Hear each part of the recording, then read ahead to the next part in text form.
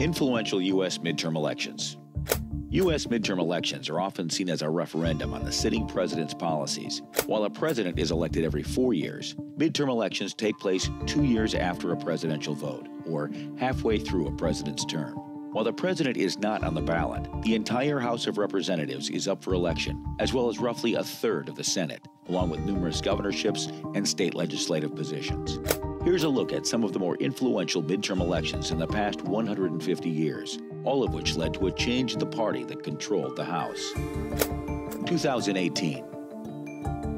When U.S. President Donald Trump was elected in 2016, the Republican Party held a government trifecta. They controlled the presidency and both chambers of Congress. After the midterms in 2018, Republicans lost 42 seats in the House along with their majority. While they were able to keep control of the Senate, their loss of the House had profound consequences for the president. The new Democratic chamber opened a slew of investigations into Trump and later voted to impeach him on 2 separate occasions. The Republican-controlled Senate acquitted him both times. 2010. When President Barack Obama first took office in 2009, Democrats controlled the presidency and both houses of Congress, including a 60-seat filibuster-proof majority in the Senate. 2 years later, the Republican Party, bolstered by the conservative Tea Party movement, won a majority in the House. The Democratic Party lost 64 seats, the largest midterm loss in the chamber since 1948. Democrats also lost seats in the Senate, but retained a slim majority. The result was a gridlocked Congress for much of Obama's next 6 years in office. 1994.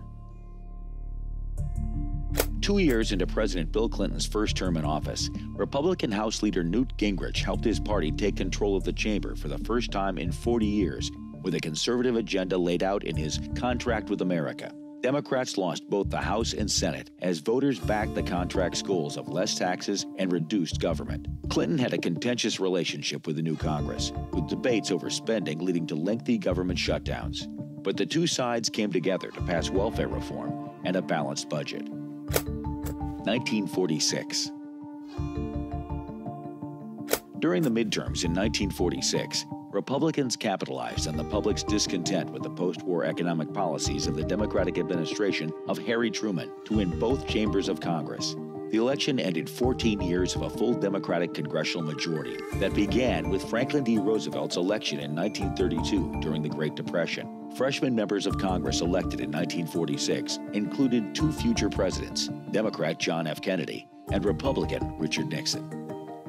1894.